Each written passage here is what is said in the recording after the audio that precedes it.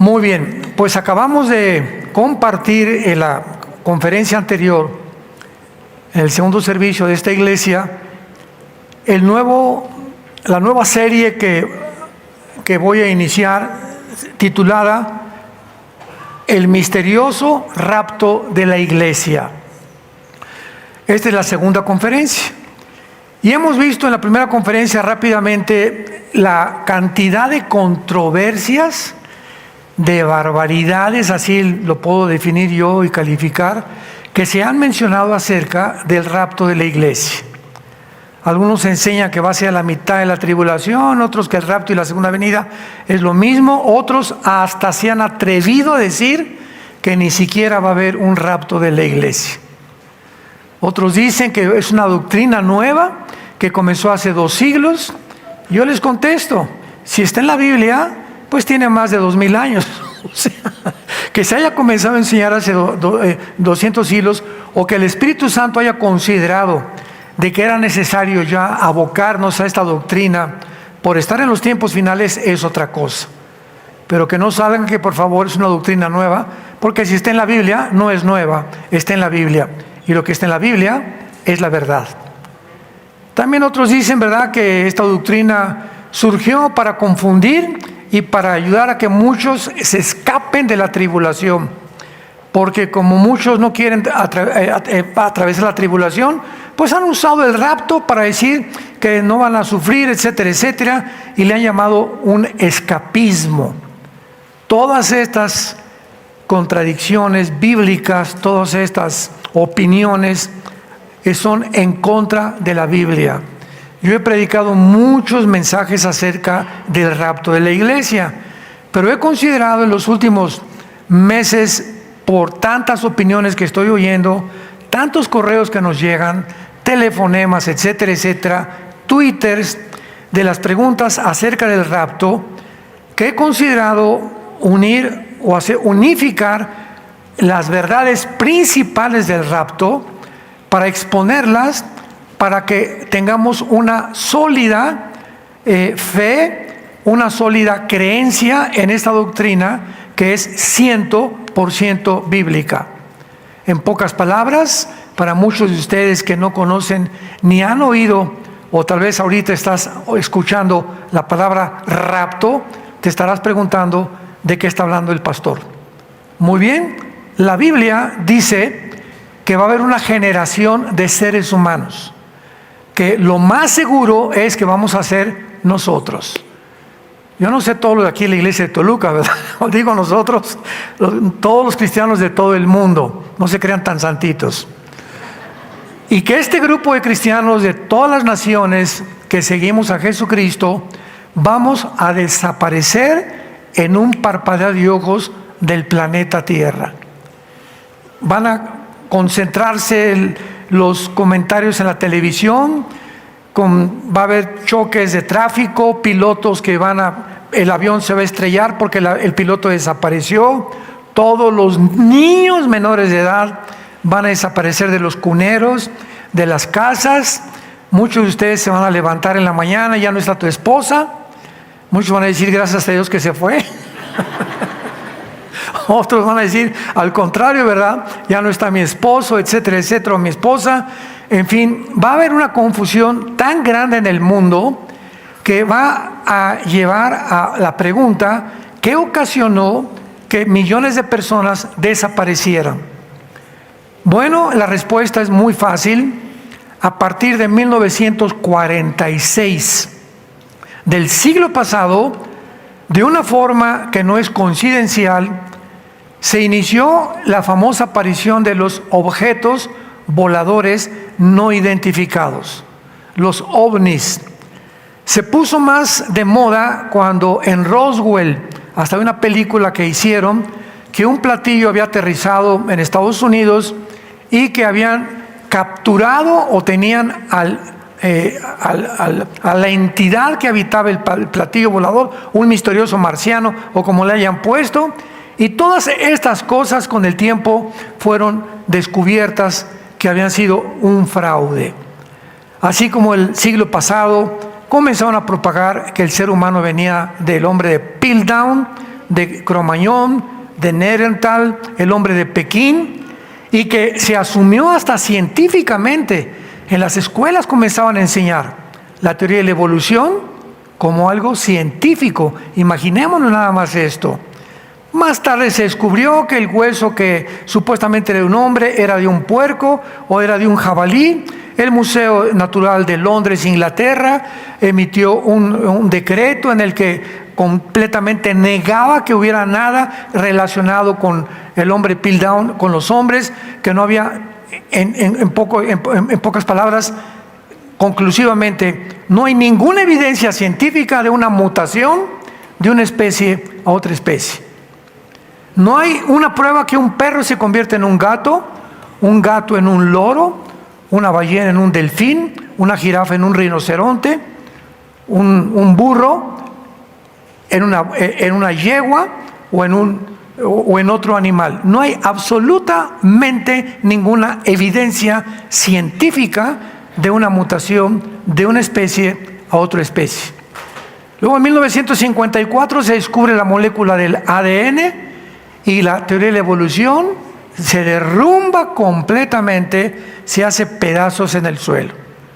Cuando se descubre que tenemos un código, las hormigas tienen un código, las cucarachas tienen un código, un chip, vamos a ponerle un chip, las hormigas, los ratones, los conejos, los jabalíes, el león, otro, todo tiene un chip, las aves, los peces, un chip que les dice cómo comportarse, cómo reaccionar de una manera diferente.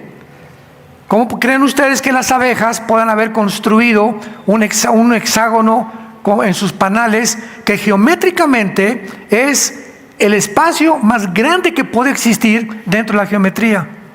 ¿Quién les dijo a las abejas eso? Ve un nido de hormiguitas. ¿Quién le dice a la hormiguita, ponte a pensar, ese pedacito de piedrita que lleva de polvo, quién le dice que tiene que caminar y ponerlo exactamente en el lugar adecuado para que todos construyan un nido o una cueva o como se llame? ¿Quién las organiza? ¿Quién les da las órdenes? ¿Cómo puede haber tal coordinación y tal maravilla en el mundo microscópico de que las células de nuestro cuerpo, los átomos, los neutrones, y todo lo que está alrededor en el mundo inmaterial, quién le da esa velocidad a esas partículas atómicas? ¿Cómo puede haber un sistema en el universo que todo lo sostenga, que la Tierra no pierda su velocidad de 24 horas sobre su eje y alrededor del Sol en 365 días? Vemos en todo absolutamente una creación de una mente inteligente. Imposible que seamos la evolución de los animales. Y finalmente el ser humano es la única criatura. Es la única criatura del universo. Ni los pájaros, ni las bestias del campo, ni tampoco los insectos, todos tienen un chip, menos nosotros. A nosotros nos dio Dios la libertad de que tú escojas y determines este camino o este camino. No estamos programados ni autodeterminados en la vida, como lo están los animales, y por eso no pueden ser juzgados los animales cuando un león mata a un conejo o mata a un jabalí, y cuando un tiburón mata a los demás peces, porque es la ley de la sobrevivencia. Pero nosotros los seres humanos, Dios nos dio, no nos puso un chip, no nos programó, nos dejó para que nosotros tuviéramos la característica más grande que tiene el ser humano, que es el libre albedrío. La facultad de que tú escojas el cielo o el infierno, que escojas vivir como un palestino, ¿verdad?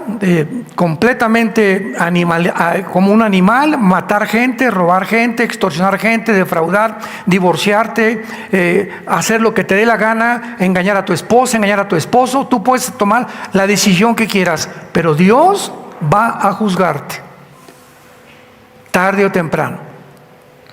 Y en el rapto de la iglesia, cuando seamos sacados vamos a estar enfrente de Cristo en el cielo durante 7 años, mientras aquí en la tierra pasan 7 años de la maldición más grande, de la maldad más grande, desbordada, sin que ya nadie detenga la maldad de los demonios, los ángeles caídos y Satanás operando e influenciando a los seres humanos a matarse unos a otros. Con los 21 juicios de Dios que están en el libro del Apocalipsis. Y vimos que el rapto, los 3 pasajes que hablan del rapto es 1 Tesalonicenses 4, si los quieres apuntar, del 16 al 17, 1 de Tesalonicenses 4, 16 y 17, 1 Corintios 15, 51 al 53, y el Evangelio de Juan 14, del 1 al 3. Esto es una breve resumen de lo que vimos hace 1 hora en el estudio anterior. Muy bien, abran sus Biblias. Siempre he dicho que los que traen la Biblia son los que se van a ir en el rapto. Ya a estas alturas, como está el mundo, venir a la iglesia sin la Biblia, a un estudio sin Biblia, ya no se puede hablar más al respecto de lo terrible que sucederá. En Apocalipsis capítulo 3 vamos a ver y vamos a comenzar a demostrar por qué la iglesia no va a atravesar la tribulación. No es por escapismo, no es porque no está en la Biblia, simplemente es por causa del carácter de Dios. Y cuando nos enfrentamos al carácter de Dios, que lo que Él hace y lo que Él ha hecho, Él lo va a repetir siempre con su pueblo, podemos entonces de una forma más sólida tener bases más concretas acerca de lo que estamos desarrollando. En Apocalipsis 3, versículo 10, dice la Biblia: por cuanto has guardado la palabra de mi paciencia, yo también te guardaré de la hora de la prueba. De la hora de prueba que ha de venir sobre el mundo, no sobre la iglesia, sobre el mundo entero, para probar a los que moran sobre la tierra. Muy bien. Este versículo, hay personas que se han atrevido a decir, desde luego, los que no creen en el rapto, que cuando dice, te guardaré de la prueba, Dios no va a sacar del mundo a millones de cristianos, sino que simplemente van a pasar la tribulación, pero nos va a proteger de las pestes, de las erupciones volcánicas, de los terremotos, de la persecución del anticristo, etcétera, etcétera. Todas estas cosas contradicen la Biblia, porque en el Apocalipsis encontramos ya nada más en el 5º sello las almas de los mártires muertos por el anticristo.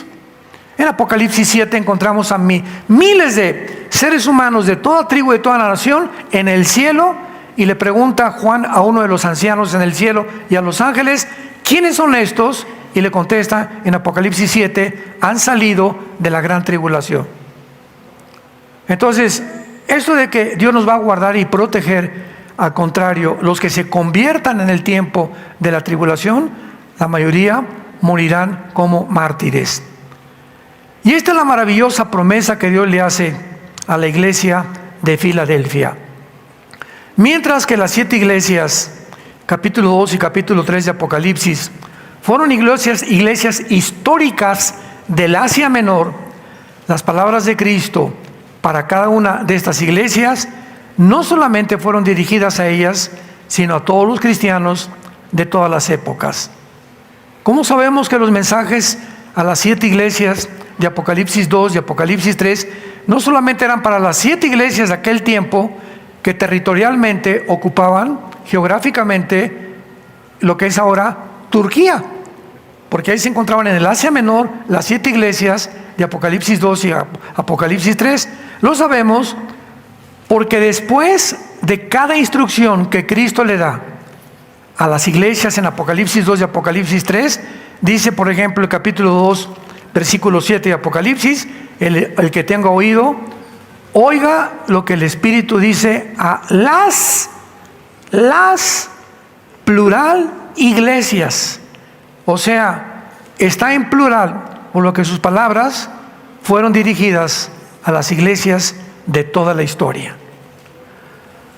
Ahora vemos también los artículos en el original griego, los verbos, que es importantísimo para poder establecer una doctrina hermenéuticamente, que dice: te guardaré, Apocalipsis 3:10, regresamos, de la hora de la prueba. Los artículos definitivos en el original griego indican que son específicos. ¿Qué quiero decir? La palabra guardar, tereo con T de tío en el griego, significa proteger de un peligro o fuera del peligro en especial. Te guardaré, te protegeré, tú no atravesarás este peligro.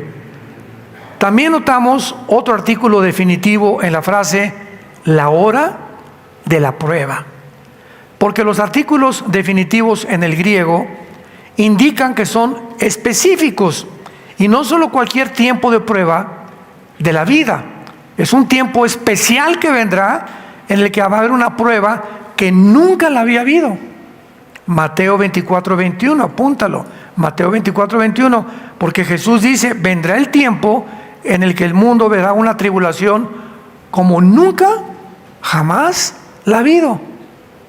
Porque hay muchos que dicen: bueno, es que la tribulación siempre ha habido en el mundo. Sí, siempre, desde que Caín mató a Abel. Guerras, rumores de guerras, golpes de estado, asesinatos, crímenes, secuestros, divorcios, etcétera, etcétera, fraudes. Siempre el mal ha existido. Pero esta hora es una hora específica para un tiempo determinado, que es el tiempo de la gran tribulación. Porque si no, ¿cuál hora de la prueba sería? Oye, Señor, yo he tenido tantas pruebas, pues ¿de cuál hora, verdad? Me estás prometiendo que me vas a librar de una hora que vendrá sobre el mundo entero, no solamente sobre mi vida, ni sobre por la iglesia de Toluca, ni otra iglesia, va a ser sobre el mundo entero. ¿Cuál es esta prueba? La gran tribulación, mencionada también en el Antiguo Testamento. Ahora veamos en el Antiguo Testamento este tiempo que se menciona como una hora de una prueba que va a venir sobre el mundo entero para probar. Nosotros ya fuimos probados, para probar a todos los moradores de la tierra. Isaías capítulo 2. Y veamos también que todos estos versículos que vamos a leer, que hablan de la tribulación, en el Antiguo Testamento se usa la frase la ira de Dios, el gran día de Jehová, el día del ardor de la ira de Dios. Todas estas frases siempre en el Antiguo Testamento siempre se refieren a la tribulación de Israel. Nunca jamás encontramos en el Antiguo Testamento la tribulación de la iglesia. Este es otro punto muy sólido para demostrar. Isaías 2, del 10 al 12. Métete en la peña, escóndete en el polvo de la presencia temible de Jehová y del resplandor de su majestad. La altivez de los ojos del hombre será abatida, y la soberbia de los hombres será humillada.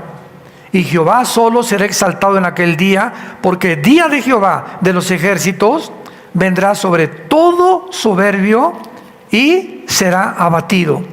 Rápidamente lo comparamos con Apocalipsis 6, en el quinto sello, sexto sello, versículo 14. El cielo se desvaneció, y los reyes de la tierra, y los grandes, los ricos, los capitanes, poderosos, siervos, se escondieron en las cuevas de los montes y decían: caigan sobre nosotros y escóndanos del rostro de aquel que está sentado sobre el trono y de la ira del Cordero. Apocalipsis 6, 16. Porque el gran día de su ira ha llegado, y ¿quién podrá sostenerse en pie? lo que Isaías 700 años antes de Juan. Juan escribió 700 años después del profeta Isaías el Apocalipsis. Lo que Isaías profetizó y describió como la tribulación, Juan lo corrobora en el 6º sello del juicio de Dios sobre el mundo entero. Sigamos ahí en Isaías 2, versículo 17 al 21. La altivez del hombre será abatida, la soberbia de los hombres será humillada, y solo Jehová será exaltado en aquel día. Quitará totalmente los ídolos y se meterán en las cavernas de las peñas, lo que vimos en el 6º sello, por la presencia temible de Jehová y por el resplandor de su majestad, cuando Él se levante para castigar a la tierra. Estamos en el siglo XXI, año 2024, Dios todavía no castiga al mundo. Dios es paciente, no queriendo que nadie se pierda, sino que tú procedas a arrepentirte. A muchos de ustedes Dios no los ha castigado, Dios, ni te han venido cosas terribles a tu vida, porque Dios es paciente a que tú te arrepientas. Pero llegó un momento cuando el ser humano individual y de una forma masiva, Dios sabe que tú ya nunca vas a voltear los ojos a Cristo, y entonces Dios, ¿qué va a hacer? Te va a empujar. ¿Querías dinero? Muy bien, te voy a empujar para que te hagas millonario. Pero cuando te hagas millonario, vas a descubrir que lo que tienes, yo no lo voy a bendecir. Se convertirá el dinero en una maldición en tu vida. ¿Querías seguir siendo homosexual? No hay ningún problema. De aquí vas a brincar al transgénero, y cuando comiences a degenerar tu vida y tu cuerpo y comiences a luchar con tu mente, etcétera, etcétera, va a llegar el momento que te van a tener que internar, te vas a suicidar o vas a vivir toda tu vida infeliz por haberme negado la forma como yo te crié, hombre y mujer. ¿No le quieres ser fiel a tu esposa? No hay ningún problema. ¿Quieres seguir siendo un adúltero? ¿Quieres seguir arruinando la vida de tus hijos y la vida, porque sobre tu negocio viene también la maldición? No hay problema, yo te empujo. Te he hablado 4 veces, Pancho, y no has querido hacerme caso. Pues te voy a empujar para que te hundas más rápidamente. Cuando Dios abandona a un ser humano, a una familia, o a una ciudad, o al mundo entero, y Dios les dice, hagan lo que les da la gana, es el terrible juicio de Dios. No hay juicio más trágico que dejar que te abandone Dios y que te diga, no me vuelvo a molestar con tu vida. Haz lo que quieras.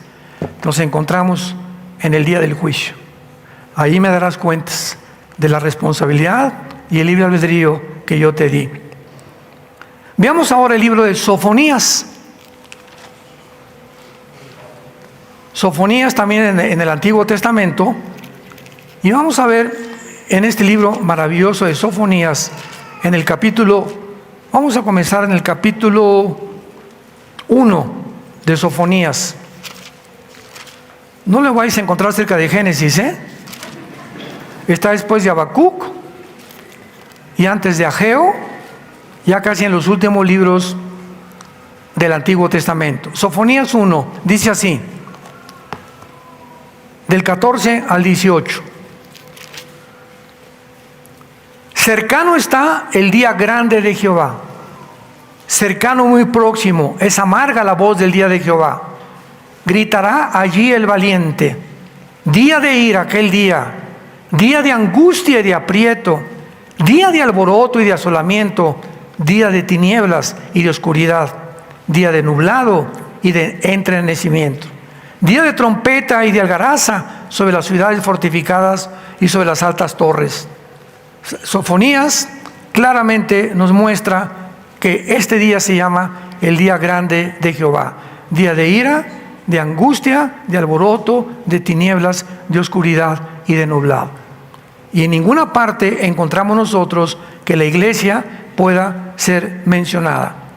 Ahora, muy bien, cuando nosotros estudiamos que la única manera de ser librados, de estos terribles juicios será mediante el rapto de la iglesia anticipadamente, y los que hayan sido sellados por Dios en la tribulación. Son los únicos que van a escapar. Los que antes que comience la tribulación y el anticristo se manifieste, salgamos del mundo, y los que se quedan, los seres humanos que se quedan, solamente 144,000. Apocalipsis 7. Judíos étnicos, 12,000 de cada tribu, van a ser sellados para que no puedan ser alcanzados por el anticristo hasta el final de la tribulación. Veamos rápidamente esta verdad en Apocalipsis 7. Y dice así, versículo 2. Vi otro ángel que subía de donde sale el sol, y tenía el sello del Dios vivo, y clamó a gran voz a los 4 ángeles, a quienes se les había dado el poder de hacer daño a la tierra y al mar, diciendo: no hagan daño a la tierra, ni al mar, ni a los árboles, hasta que hayamos sellado en sus frentes a los siervos de nuestro Dios. En la tribulación, 144,000 judíos que tomarán el lugar que la iglesia perdió, porque la iglesia terminará en apostasía. Y cuando dice Mateo 24, y será predicado el evangelio, y entonces vendrá el fin es el final de Israel. La iglesia no va a acabar con la evangelización del mundo. La iglesia va a terminar igual que terminó Israel en la apostasía. Y Dios tendrá que regresar otra vez a Israel, meterlos a la cancha, y en lugar de las Chivas les va a enfrentar a los Tigres, como en un partido de fútbol. Ya México perdió, pues meto otro equipo para que pueda yo, que he venido entrenando a 144,000 judíos, para que ellos se encarguen de evangelizar finalmente el mundo, junto con los 2 testigos de Apocalipsis capítulo 11. Me van siguiendo poco a poco cómo está la cronología y cómo los eventos se van sucesivamente acomodando uno detrás del otro. Esto es muy importante para una perspectiva más amplia de la tribulación y del rapto de la iglesia. Ahora vamos al Nuevo Testamento y veamos también claramente que los que se conviertan en el libro de Apocalipsis en la tribulación sufrirán la persecución y la muerte durante este periodo de tiempo. Apocalipsis 6, del 9 al 11. Cuando abrió el 5º sello, vi bajo el altar las almas de los que habían sido muertos por causa de la palabra de Dios y por el testimonio que tenían. Y clamaban a gran voz allá en el cielo, diciendo: ¿hasta cuándo, Dios? O sea, estaban hablando con Dios.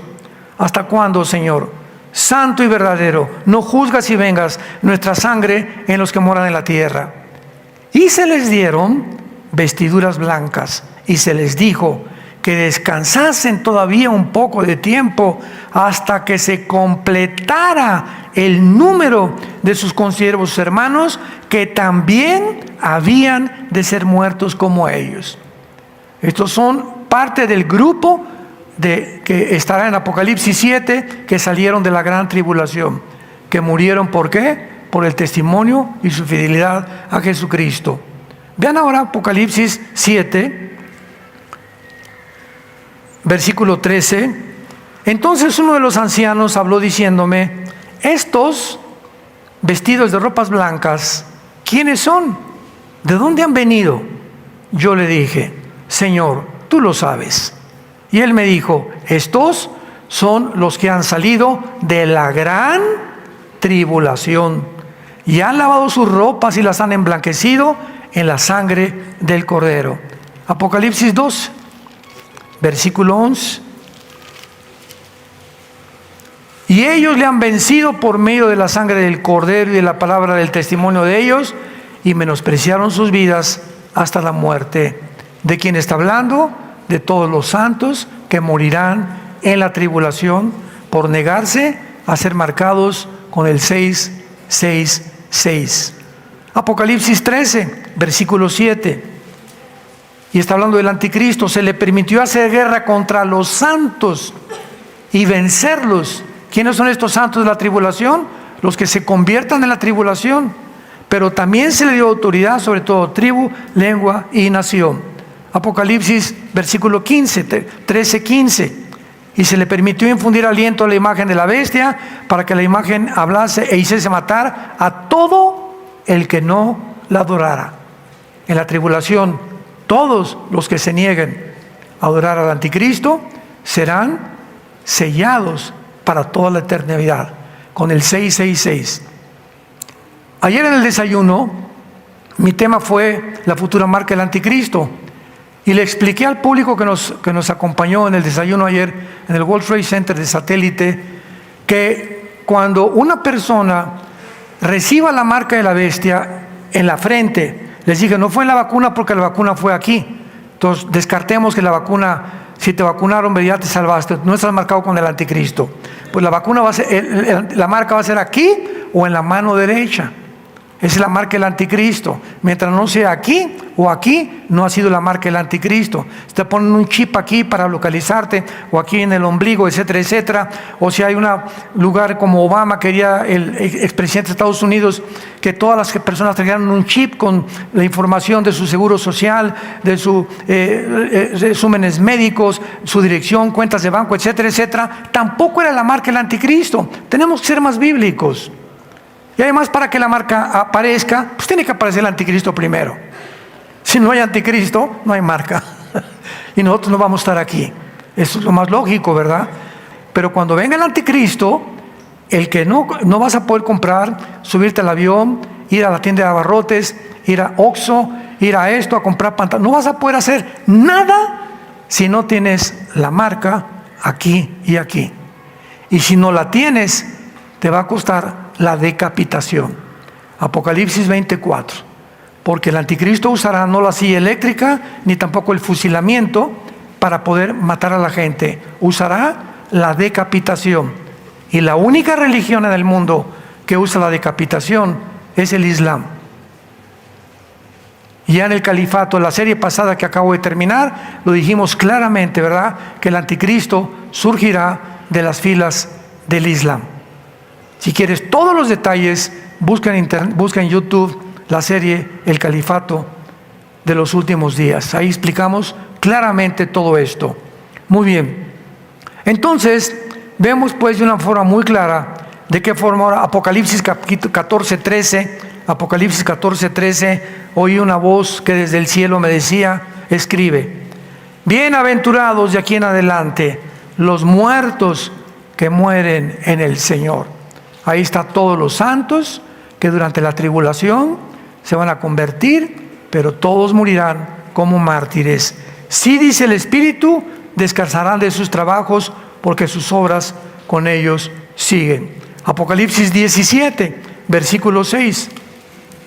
Vi a la mujer ebria de la sangre de los santos y de la sangre de los mártires de Jesús. Y cuando la vi quedé asombrado con gran asombro. Vemos que el sistema religioso que se va a unir a la persona del anticristo, dirigida por el falso profeta, este sistema religioso va a implantar una sola religión, que será el Islam, en el mundo entero.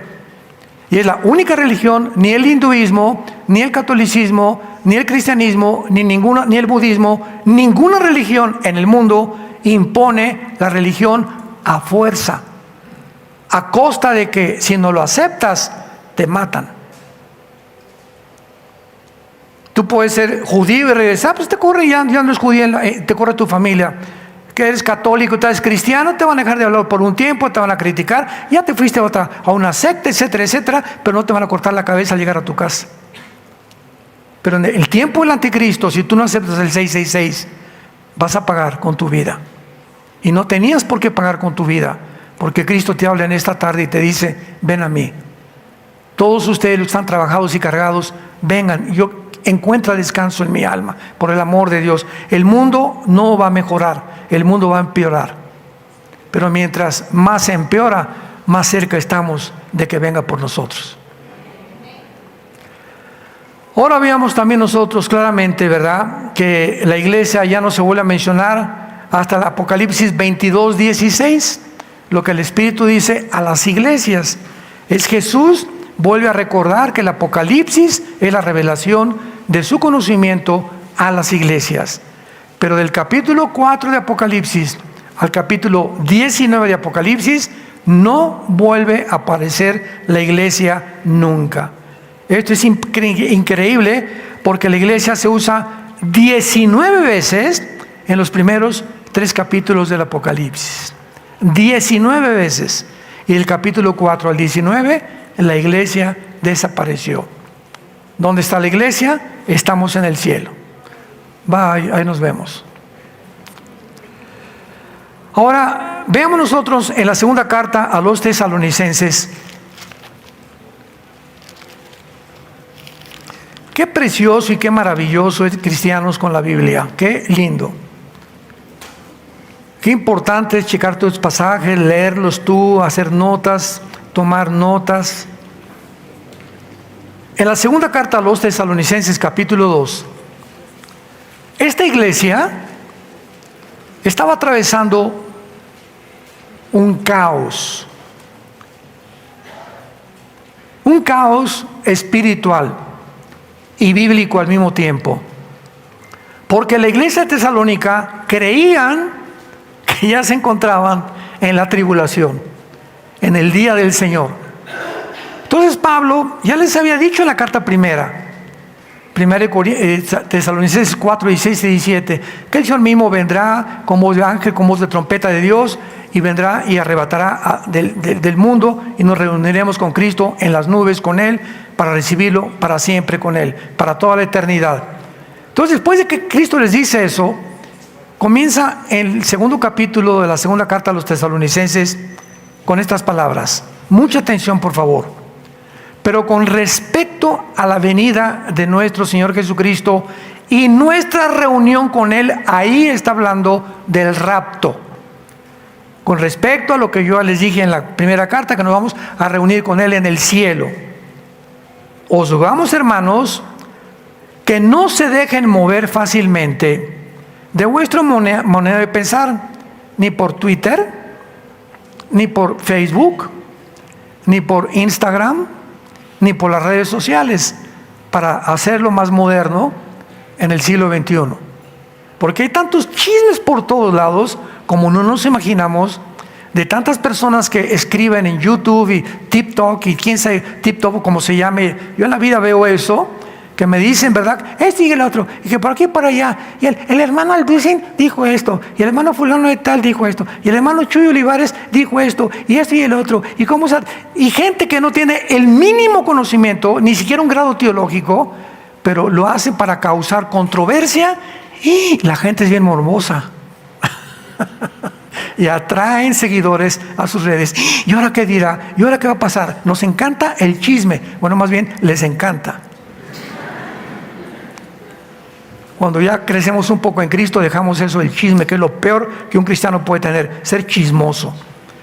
Entonces les dice Pablo, no se dejen mover fácilmente cualquier cosa que oigan, ni se conturben por espíritu, ni por palabra, ni por carta, en el día de que el día del Señor está cerca.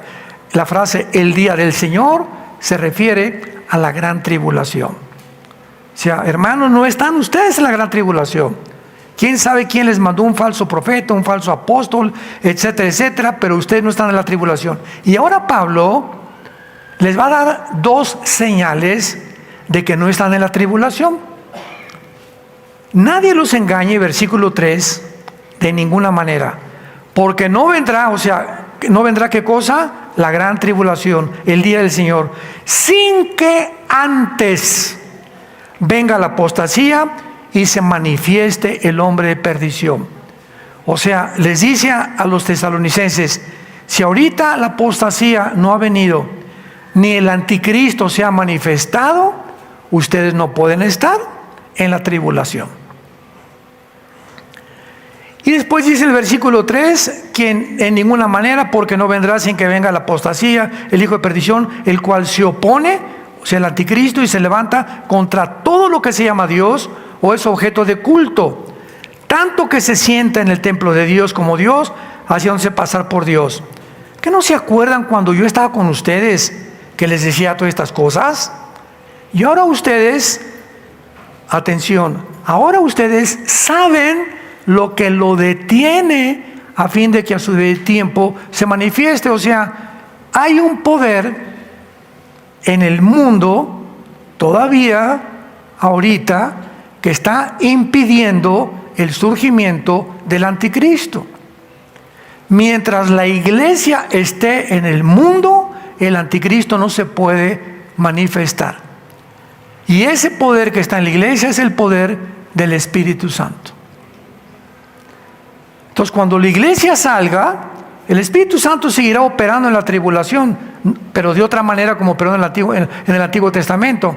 Pero lo que detiene ahorita la corrupción en tu casa, en tu oficina, en tu escuela, eres tú con tu testimonio, con tus convicciones, cuando se han dado cuenta que eres diferente a los demás. Que no ve las películas que todo el mundo ve, que no ve las conversaciones que todo el mundo oye, que vean cómo tratas a tus hijos, cómo tratas a tu esposa, etcétera, etcétera. Ese testimonio es la sal del mundo. Mateo 5, 13 y 14. Jesús nos dijo, ustedes son la sal.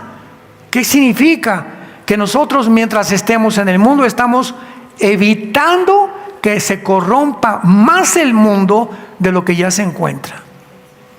Y si la maldad no se ha manifestado como un dique, como un tsunami en el mundo, es porque todavía hay cristianos que seguimos hablando, el movimiento LGTB no es de Dios, el homosexualismo no es de Dios, el aborto no es de Dios, este sistema de gobierno no es de Dios, y comenzamos a hablar y emitir, a pesar de que nos persigan, a pesar de lo que pueda pasar, mantenemos las convicciones, y mientras estemos enfrentándonos a una fuerza hostil que el mundo nos quiere jalar y ser como ellos, mientras lo resistamos, estamos impidiendo que la maldad se desborde.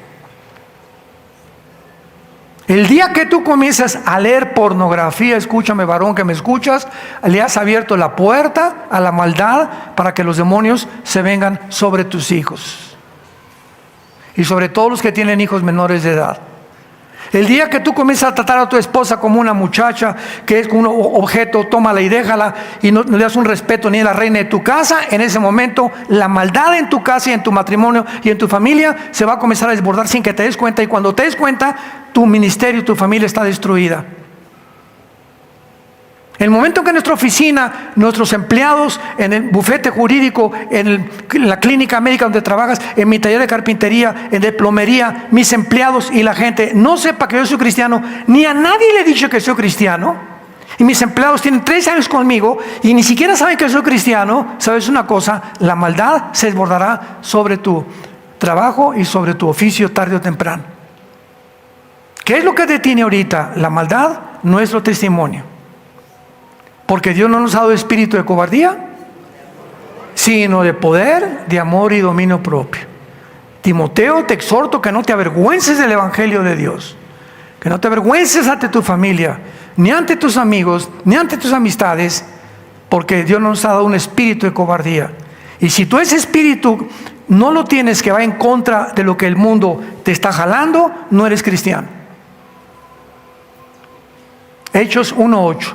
Y les daré poder cuando venga el Espíritu Santo sobre ustedes y me serán testigos. Desde que tú te convertiste, te pregunto, ¿a quién le has dado testimonio del amor de Dios en la cruz? Comenzando con tu familia. No, pues no sé, hermano, tengo 4 años de cristiano y ahora que hago cuentas, revelas, pues no, les he dicho que Dios es bueno y que peace and love. Duda profundamente de tu cristianismo, porque Dios nos mandó a ser testigos, a enfrentarnos a un mundo que está corrompiéndose y predicar el Evangelio de la gracia de Dios en la persona de su Hijo Jesucristo, que sacó la muerte, quitó la muerte y trajo la inmortalidad por medio de la predicación del Evangelio. Se manifestó Jesucristo para quitar la muerte y podernos darnos la inmortalidad mediante la prédica de este mensaje. Así que entonces Pablo les dice, ustedes saben lo que lo detiene. Versículo 7. Porque ya está en acción, escuchen, el misterio de la maldad. Esta palabra iniquidad, a los que les interese, se tradujo iniquidad, es la palabra griega anomia, con A de Armando, anomia, ¿Qué significa? Rebelión contra las leyes de Dios. Dios dijo, es hombre y mujer. El mundo dice, no, no es hombre, es mujer. No es mujer, es hombre. Dios dijo, velen por la vida. Y la gente dice, no, no es así. Podemos abortar. Al mes, a los 2 meses, etcétera, etcétera. Dios dijo, séle fiel a tu esposa, mantengan el adulterio. El que comete adulterio corrompe su alma, verías y vergüenza hallará. Y eso es lo que están haciendo. Entonces, cuando nosotros contradecimos esto, nos encontramos dentro de una dimensión que se llama la dimensión de la maldad, que está operando en el mundo de una forma invisible, sin que nos demos cuenta, tratándonos de alejarnos de Dios. Bueno, sí creo en la Biblia, ay, de vez en cuando. El viernes la leo un poquito más. El domingo ni la llevo a la iglesia. Y sin que te des cuenta, al alejarte de la Biblia es la palabra, es Cristo encarnado, es la palabra encarnada. Y cuando comienzas a alejar de la Biblia y de leerla, de memorizarla y de traerla y amarla y tomar y estudiar, etcétera, etcétera, sin que te des cuenta, la maldad, como cuando entra la polilla a un mueble de madera. Yo hace mucho tiempo, cuando era misionero en la sierra entre Oaxaca y Guerrero, éramos muy pobres, comenzamos muy pobres. Teníamos un mueblecito que nos regalaron con 2 cajones para guardar nuestra ropa. Y un día llego con el mueble y le hago así, y así, ¡pum!, se cayó al suelo, lleno de polilla, no nos habíamos dado cuenta. Y así es el pecado, sin que te des cuenta, la maldad comienza, chucu, el pecado sin que te des cuenta. Y de repente, cuando te das cuenta, ya no tienes poder para enfrentarte a la tentación, al adulterio, a la fornicación, al robo, al fraude, a la mentira. Sin que te des cuenta, tu vida se está desmoronando, tu carácter está hecho pedazos en el suelo por la maldad, que solo puede ser detenida cuando tienes convicciones firmes. Un varón, un hombre de Dios, es un hombre que tiene convicciones profundas y ama a su familia y a su matrimonio. Cuando no es eso, el misterio de iniquidad está operando de una forma intempestiva en tu vida. Y dice a continuación, para terminar, el apóstol Pablo, versículo 8, y entonces, ¿verdad?, cuando lo que lo detiene se ha quitado, entonces se manifestará aquel inicuo. Y se usa la misma palabra, anomos, aquel que va en contra de todas las leyes de la creación originales de Dios en la Biblia. Inicuo a quien el Señor matará con el espíritu de su boca y destruirá con el resplandor de su venida. Inicuo cuyo advenimiento es por obra de Satanás, con gran poder y señales y prodigios mentirosos, y con todo engaño de iniquidad para los que se pierden, por cuanto no recibieron el amor de la verdad para ser salvos. Por eso Dios les envía un poder engañoso para que crean la mentira, a fin de que sean condenados todos los que no creyeron la verdad, sino que se complacieron en la injusticia. Cuando tú rechazas la verdad, la tragedia más grande es que acabarás creyendo en cualquier otra cosa que no sea la verdad. Y la antítesis de la verdad, ¿qué es? La mentira. La antítesis del bien, ¿qué es? El mal. La antítesis de la santidad, ¿qué es? El pecado. Tú no puedes decir yo soy neutral. ¿Eres o no eres? ¿Eres o no eres? No, pues yo no soy ni de Chivas ni América. ¿Te imaginas una camiseta América Chivas? No existe, ¿verdad? Alemania, Dinamarca, Colombia, Brasil, no, ¿verdad? Entras al campo y hasta le hacen así. Mira, América, mira, orgullosos los jugadores del equipo al que pertenecen. ¿Tienes ese orgullo tú de servir a Dios? ¿O eres un hombre de doble ánimo, engañado completamente? Eres en la iglesia, tienes cara de San Camilo aquí en la iglesia el domingo y pareces un cocodrilo salido del lago de Texcoco entre semana con tu familia. En tu oficina eres una persona, en la iglesia eres otra, con tu familia eres otra persona. Cuando tú tienes 3 máscaras, me pongo una en la oficina con mis amigos, otra en mi casa y otra en la iglesia, se llama esquizofrenia. Y esa esquizofrenia es el producto de tu maldad, de tu falta de convicciones. Y cuando hay la palabra esquizofrenia significa mente dividida. Dice Santiago capítulo 1, el hombre de doble ánimo es inconstante en todos sus caminos. Nunca vas a encontrar el camino a la verdad. Estás acá mañana y acá otro, y acá con tus amigos, y aquí, y así pasan los años, llegas a los 40, 50, 60 años y no has cambiado. Sigue siendo el mismo, sigue siendo la misma. Siempre están aprendiendo y nunca llegan al conocimiento de la verdad. Entonces, ¿qué hace Dios? Te va a mandar un poder engañoso para que ahora, de aquí en adelante, sigas creyendo las mentiras del mundo, a fin de que sean condenados todos los que no quisieron oír que Jesucristo es el camino, la verdad y la vida.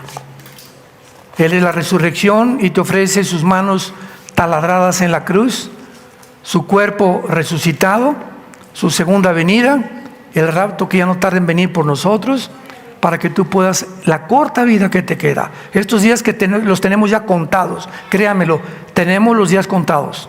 La guerra nuclear está en la esquina ya. El mundo va a entrar en una vorágine, ¿verdad?, de una espiral de autodestrucción como nunca había estado. Ahora imaginémonos en la tribulación cómo las cosas van a estar todavía muchísimo peor. Pero Jesús dijo, yo he venido para que tengas vida y para que la tengas en abundancia. ¿No quisieras tú en esta tarde entregarle tu vida a Jesucristo? Oremos. Te damos gracias, Padre y Dios de Jesucristo nuestro Señor, por habernos hecho renacer para una esperanza viva, por medio de la resurrección de Jesucristo entre los muertos, para una herencia incorruptible, reservada para nosotros en los cielos, que somos guardados por el poder de Dios, mientras nos mantengamos creyendo y actuando como tú quieres que vivamos, porque somos protegidos por tu poder mediante la fe. Gracias por tan grande salvación, Señor, porque pronto, muy pronto, Señor, tal vez más pronto de lo que nos podemos imaginar, estaremos contigo. Tú secarás nuestras lágrimas, ya no habrá tristeza ni dolor, ni muerte, porque las primeras cosas pasaron. Crearás cielos nuevos y nueva tierra. Darás recompensas a todos los cristianos que fueron fieles hasta la muerte y que vivieron para ti, que amaron tu obra, que promovieron tu obra y que te sirvieron en espíritu y en verdad. Si tú en esta mañana, o ustedes que nos ven por la televisión, no tienes a Jesucristo en tu vida, dile estas palabras. Tal vez sea la primera vez que lo hagas, pero cuando oigas su voz, no te endurezcas. Hoy es el día de tu salvación. Este es el día que Dios escogió para hablarte y traerte al conocimiento de la verdad. Dile, Señor, te pido perdón por mis pecados. Creo que me encuentro en un camino equivocado, lejos de ti. Perdóname porque soy un pecador. Pero creo que en esa cruz tu Hijo pagó con su sangre por todos mis pecados pasados y que fue crucificado, enterrado y resucitado a los 3 días. Y porque creo que vives, Señor Jesús, te pido en este instante que entres a mi vida como mi Señor y mi Salvador.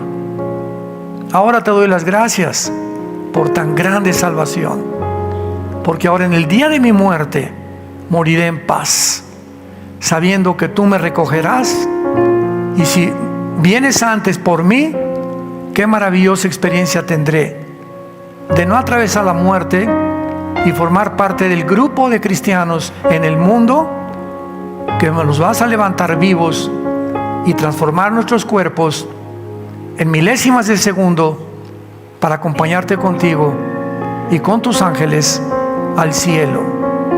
En el nombre de Jesús.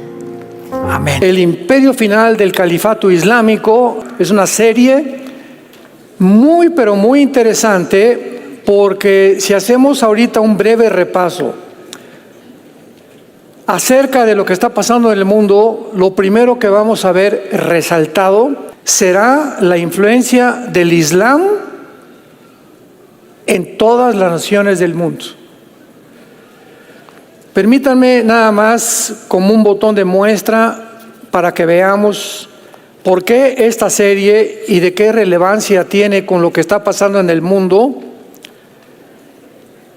El alcalde de Londres, musulmán. El alcalde de Birmingham, musulmán. Todo esto es del Reino Unido, nada más de Inglaterra. El alcalde de Leeds, musulmán. El alcalde de Blackburn, musulmán.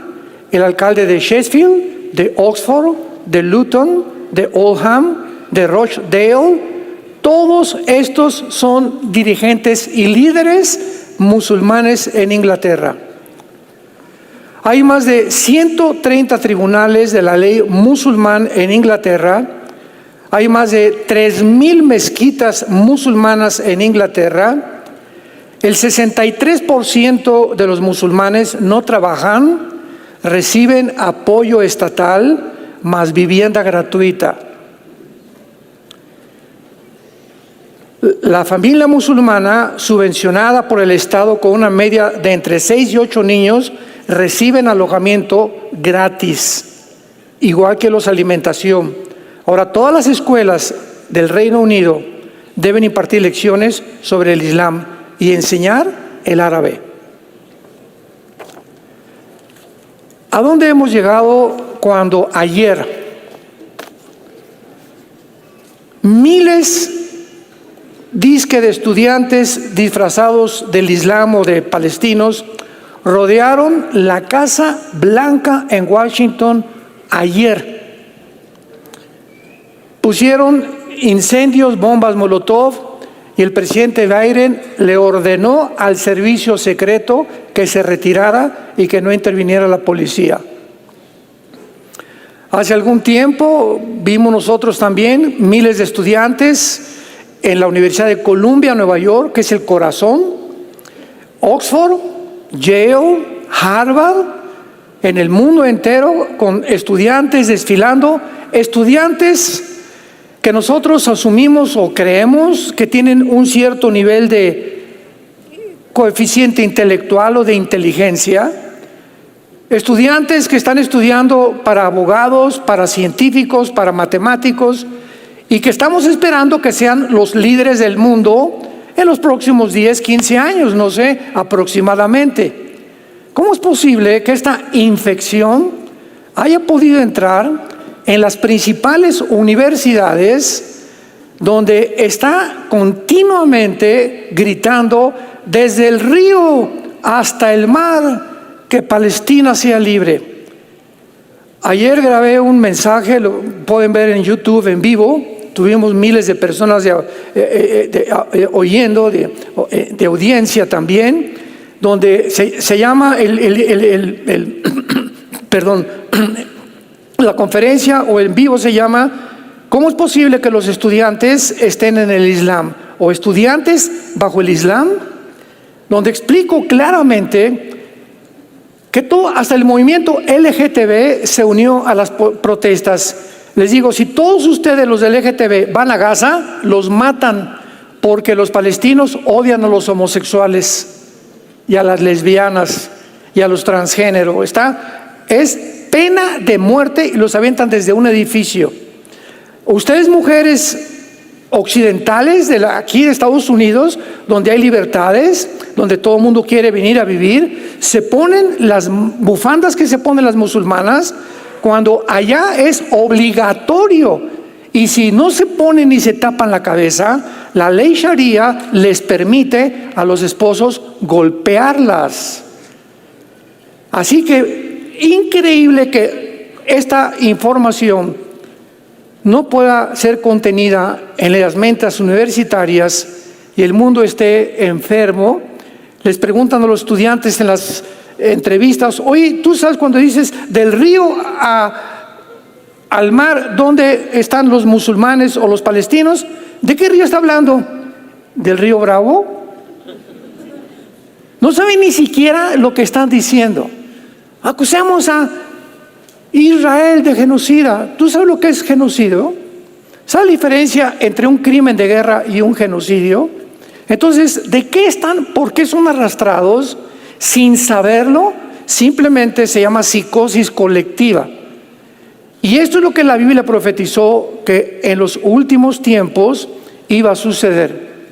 Vendría una confusión global, una oscuridad global del entendimiento, y es lo que dice, acompáñenme a Daniel capítulo 12, el profeta Daniel, advirtiéndonos para que podamos en esta mañana abrir nuestro corazón, nuestro entendimiento, seamos sobrios y no nos dejemos llevar simplemente por la mayoría o por los medios de comunicación masivos. Y Jesucristo lo dijo: ancha y espaciosa es la puerta que conduce a la mayoría a la perdición, y angosta y estrecha es la puerta que conduce a la perdición, a la salvación.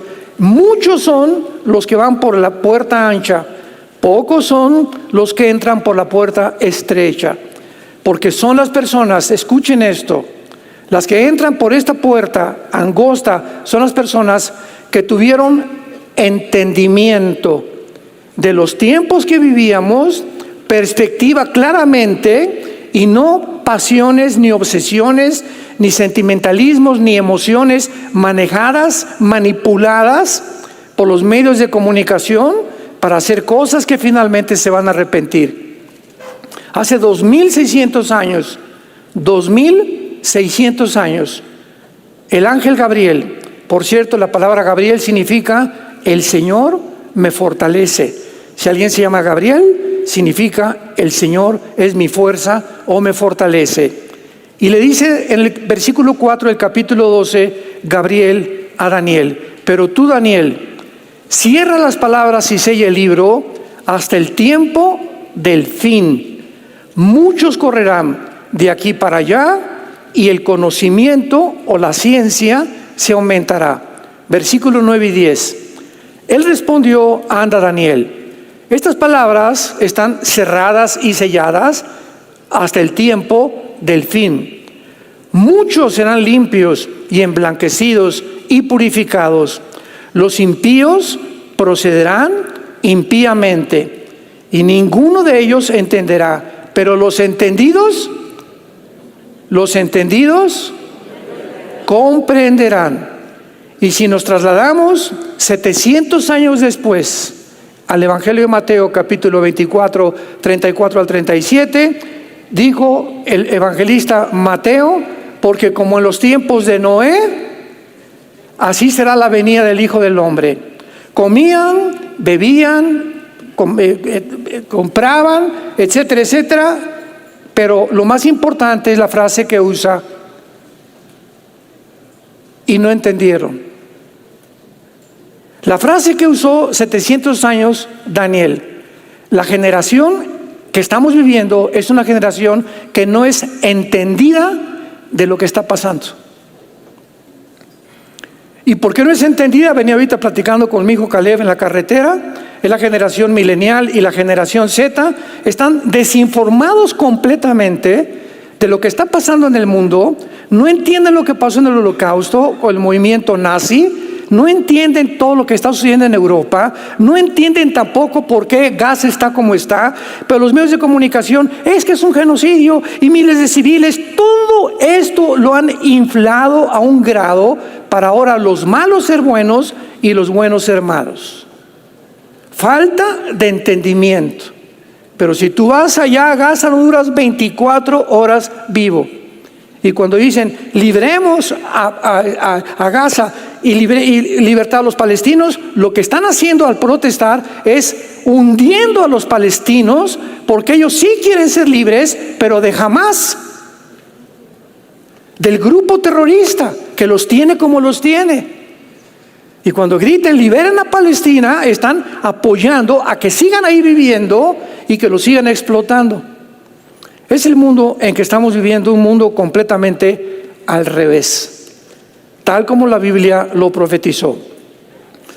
Vamos a abrir nuestras Biblias en esta mañana en el libro de Ezequiel, en el Antiguo Testamento, capítulo 38, y vamos a evidenciar, a demostrar, a probar que la guerra que se muestra en estos dos capítulos, la profecía que hace 2700 años el profeta Ezequiel ha vertido en estas páginas, es la más detallada de todas las profecías de la Biblia de los últimos tiempos. Es una profecía, repito, donde se anuncia una invasión a Israel en los últimos tiempos. Y en esta profecía, lo increíble es que se mencionan las naciones que van a estar involucradas en esta invasión, con detalles como lo vamos a ver a continuación, y todas estas naciones son islámicas. Al mismo tiempo que se profetiza una invasión de una conglomeración islámica que se está formando ya ante nuestros ojos y que va a ser dirigida por un líder en contra de Israel en los tiempos finales, también se anuncia claramente que es la guerra final de la historia o el Armagedón. ¿Qué estoy diciendo? Que el capítulo 38 y 39 de Ezequiel describe la última guerra mundial, la tercera guerra mundial, la batalla del Armagedón.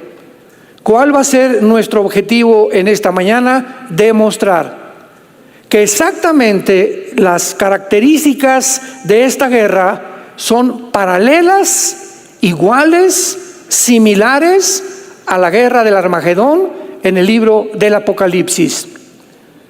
Vamos a ver en primer lugar en el capítulo 39 de Ezequiel, versículo 17 al 20, que se describe al terminar esta guerra un gran banquete de Dios. Y dice así: y tú, hijo de hombre, así ha dicho Jehová el Señor, di a las aves de toda especie, a toda fiera del campo, juntaos y venid, reuníos de todas partes a mi víctima que sacrifico para vosotros, un sacrificio grande sobre los montes de Israel. Comeréis carne y beberéis sangre. Comeréis carne de fuertes, beberéis sangre de príncipes de la tierra, carneros, corderos, machos cabríos, bueyes, toros engordados, todos en Basán. Comeréis grosura hasta saciaros, beberéis sangre hasta embriagaos, de sangre de las víctimas que para vosotros sacrifiqué. Y os saciaréis sobre mi mesa de caballos, de jinetes fuertes, de todos los hombres de guerra, dice Jehová. Comparemos las condiciones en las que termina esta invasión con el libro de Apocalipsis, capítulo 19, versículos 17 y 18. Y dice así, Apocalipsis 19, 17 y 18. Y vi a un ángel que estaba en pie en el sol y clamó a gran voz, diciendo a todas las aves que vuelan en medio del cielo, vengan y congregaos a la gran cena de Dios, para que coman carne de reyes, de capitanes, de fuertes, de caballos, jinetes, de todos libres y esclavos, pequeños y grandes. Y la bestia y a los reyes de la tierra y sus ejércitos, reunidos para guerrear contra el que montaba el caballo y contra su ejército. Exactamente, está colocada las mismas características, la misma guerra, cuando Jesucristo viene por segunda vez. La evidencia más común y más clara entre esta batalla y la del Armagedón es que en la conclusión de ambas, Dios hace un llamado a las aves, a las fieras, a los animales, para participar del banquete que se le llama de los soldados, de los miles que van a quedar tirados en el valle del Megiddo. Y notamos que también se aplica la batalla del Armagedón y del Anticristo a la misma batalla que Ezequiel, 700 años que el profeta anunció. Ahora, no cabe duda que el apóstol Juan tomó esta descripción en el Apocalipsis de Ezequiel, inspirado por el Espíritu Santo. Y la pregunta es la siguiente, para pasar a la segunda prueba. ¿Por qué usaría Dios un pasaje que describe la destrucción de Gog, que así se le llama el líder de la invasión de Ezequiel 38 y 39, Gog? ¿Por qué describiría Dios a Gog y lo aplica para la destrucción del Anticristo si estos dos pasajes fueran diferentes? Veamos en segundo lugar en el capítulo 38 de Ezequiel. ¿Ven por qué es importante traer su Biblia? Ezequiel 38, versículo 20. Veamos que ambos son destruidos por un gran terremoto.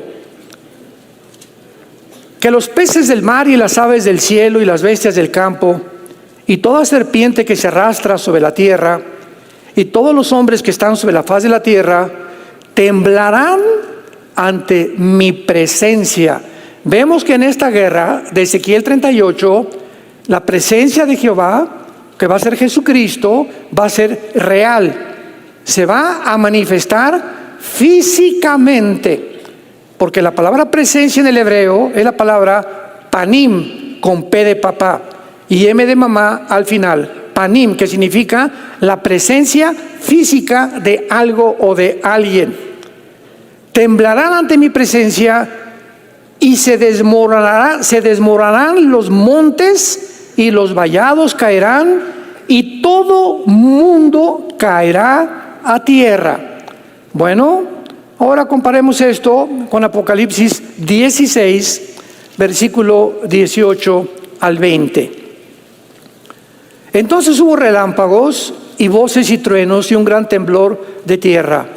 ¿Qué dice? Un gran temblor de tierra.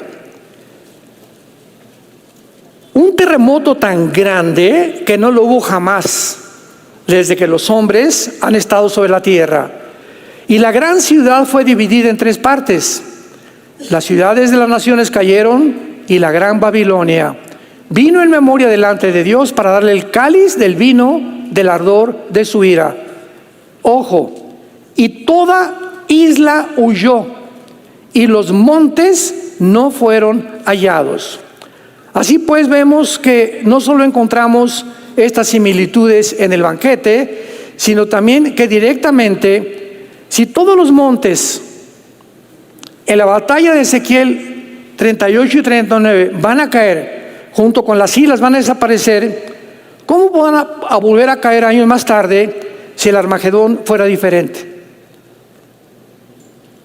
¿Me van siguiendo?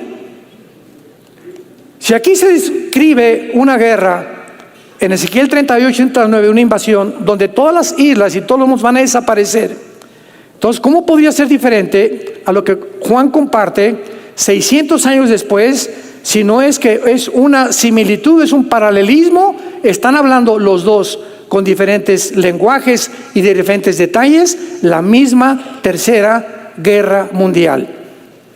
Prosigamos.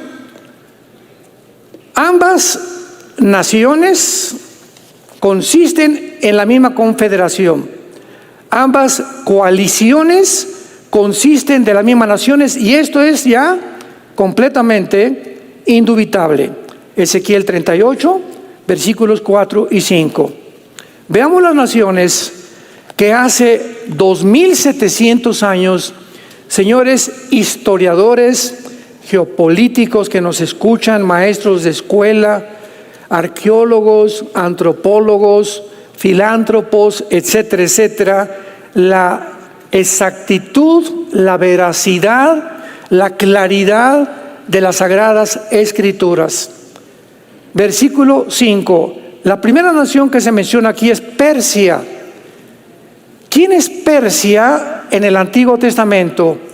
Se refiere a la nación actual, número 1 en el mundo en sostener el terrorismo islámico. Me refiero a Irán. En 1935 del siglo pasado se le cambió el nombre de Persia a República de Irán. En 1979, cuando los ayatollah Khomeini le dieron el golpe de estado a los Shah, le cambiaron el nombre a la República Islámica de Irán. Y desde entonces, desde el siglo pasado, Irán no es gobernado por un gobierno civil, lo mismo que en el Líbano, lo mismo que en Gaza, lo mismo que en Yemen, lo mismo que en Irak, lo mismo que en Siria. Están gobernados por religiosos. Son los religiosos, usando los grupos terroristas, Hamas, Hezbollah, los Houthis, ISIS, Al-Qaeda, los talibanes, como en Afganistán, que son los que controlan completamente la población. El gobierno civil está simplemente de adorno. Muy bien, Irán es una de las naciones que actualmente, no me equivoqué, no es una de las naciones, es artículo determinado, es la nación que sostiene y financia en armas, en todo, a todos los grupos terroristas. Irán inició con Hamas, con Yasser Arafat y al-Husseini antes de los nazis. Antes de los nazis, ya al-Husseini, que era un califa, había unido a los nazis. Hay fotos con Hitler, fotos con él desfilando en medio de las tropas de los nazis, ya uniéndose con Hitler con el propósito de exterminar a los judíos. Como en la Segunda Guerra Mundial no pudieron exterminar con los judíos, se continuó este odio y esta idea satánica de acabar con una población étnica para poder finalizar y finiquitar el programa de la solución final de los nazis y de al-Husseini. ¿Qué fue lo que se propagó y lo que se organizó y se desarrolló? Se nombró Movimiento para la Liberación de Palestina por Yasser Arafat. Husseini se muere Hitler, Yasser Arafat, el terrorista más grande del siglo pasado, toma las riendas y organiza el movimiento de Al-Fatah, que es el movimiento que secuestró en 1972 a los atletas olímpicos judíos en Múnich, Alemania, y los acabó matando a todos. Entonces, Irán no ha dejado desde 1979 como una nación islámica chiita, porque en el Islam hay los sunis y los chiitas, con la diferencia que los chiitas creen que viene un califa que le llaman el 12º imán, que se perdió de niño y que va a regresar en tiempos de guerra. Tenemos que entender todo esto para entender lo que está pasando, por el amor de Dios. Y ellos creen que cuando venga el Mahdi va a ser su guía, porque la palabra Mahdi significa guía o Mesías. Y cuando él venga, entonces Irán podrá convertirse en la nación que controle el petróleo del Medio Oriente. Y es por eso que Irán financia a Hamas, a Hezbollah, financió a ISIS, que desaparecieron parcialmente, a Al-Qaeda, que desapareció parcialmente, a los Houthis, a los talibanes en Afganistán, 6-7 grupos terroristas en el mundo, todos financiados, sostenidos con una sola visión: exterminar a los judíos. En segundo lugar, vemos a dos naciones que se mencionan como Cus y Fut. ¿Cómo podemos nosotros, hace 2700 años que se escribió esto, poder entender a qué naciones se refiere la Biblia? Porque entendamos algo. Cuando en 1923 el Imperio Otomán turco, que duró casi 500 años, cubrió casi todo el Medio Oriente, el Imperio Otomano turco y parte de las naciones del norte de África. El Medio Oriente estaba en manos de los islámicos, de los musulmanes, o el Imperio Otomano turco. En 1923, los ingleses derrotan al Imperio Otomano Turco. Y en 1923 los ingleses se posesionan de todo el Medio Oriente junto con Francia. Comienzan a colonizar, podríamos llamarle así, casi todo lo que es el Medio Oriente, y las naciones que ahorita nosotros vemos en un mapa, y podemos poner Jordania, Egipto, Siria, el Líbano, Irak, Irán, que son las naciones alrededor de Israel, no estaban colocadas geográficamente como lo están ahora. Entonces, ¿cómo podemos nosotros saber a qué naciones se refiere la Biblia cuando no aparecen los nombres? El de Persia pues fue muy fácil, porque ya vimos que en 1935 le cambian el nombre a Irán. Pero Cus y Fut, ¿quiénes son? Muy bien. Para todos ustedes que estudian la Biblia, la única forma de determinar las naciones mencionadas con estos nombres como Cus y Fut y ubicarlos en la zona geográfica, porque la única manera de saber en esa zona geográfica donde están Cus y Fut quiénes están, para determinar qué naciones ahora ocupan ese territorio. Tenemos que regresar al capítulo 10 del libro de Génesis. Y en el capítulo 10 del Génesis se describe las 70 naciones que se originaron de los 3 hijos de Noé. Después del diluvio, los únicos sobrevivientes fueron 8 personas: Noé, su esposa, sus 3 hijos, Jafet, Sem y Cam. Y de ahí se formaron todas las naciones del mundo. De Jafet se formó todo lo que es el territorio anglosajón, Europa.